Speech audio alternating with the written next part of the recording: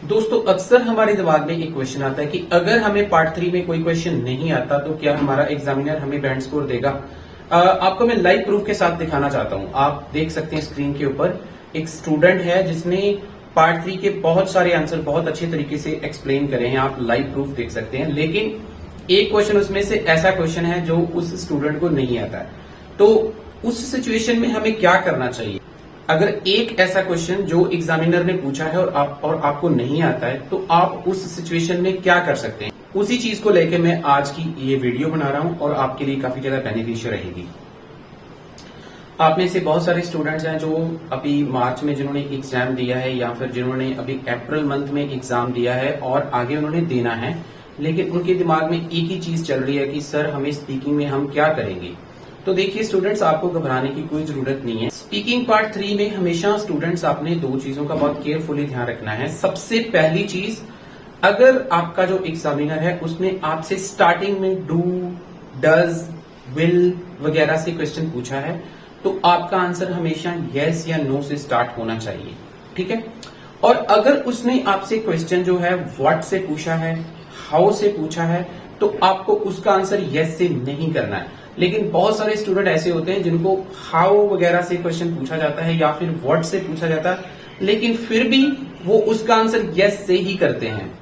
अब इस चीज की लाइव एग्जांपल मैं आपके सामने रखने जा रहा हूं। आप स्क्रीन के ऊपर देख सकते हैं। जैसे क्वेश्चन है, what kind of big decisions people have to make in their life.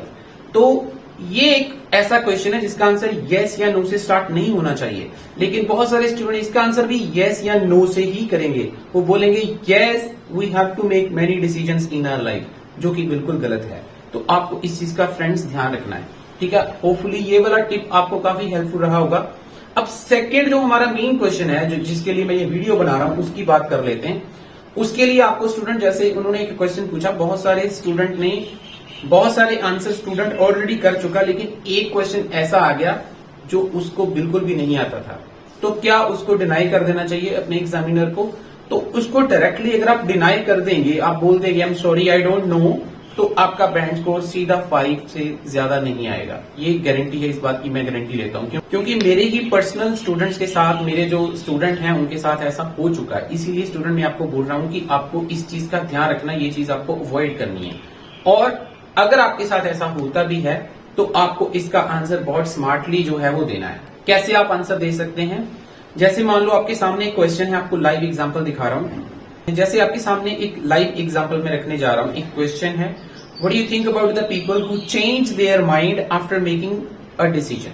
तो सपोज करो आप स्टूडेंट पजल हो गया, उसको क्वेश्चन समझ में नहीं आया, तो उसको डिनाई करने की बजाय आई am sorry I don't know, उसको स्मार्टली आंसर कैसे करना चाहिए, आप अपने आप को थोड़ा सेफर साइड पे लेके जा सकते हो। आप कैसे सेव कर सकते हो अपने आप को? आप बोल सकते हो I am sorry I don't have enough idea about this particular question but if I have to say. उसके बाद आपके क्वेश्चन में से जो भी कीवर्ड आपको समझ में आए हैं, आप उसके रिगार्डिंग कुछ ना कुछ बोल सकते हो, ठीक है। इसके आपको दो फायदे होंगे। एक तो वो आपको काउंटर क्वेश्चन नहीं करेगा, मीन्स वाई वगैरह नहीं पूछेगा, और दूसरी चीज, आप लोगों को अगर वाई पूछ भी लेता है तो आप फिर से स्मार्टली उसी चीज को आंसर कर दो कि एक्चुअल में ये गलत आंसर करने का एक सही तरीका है। समझ गए मेरी बात? मतलब अपने आप को सेफ रखने का एक सही तरीका है।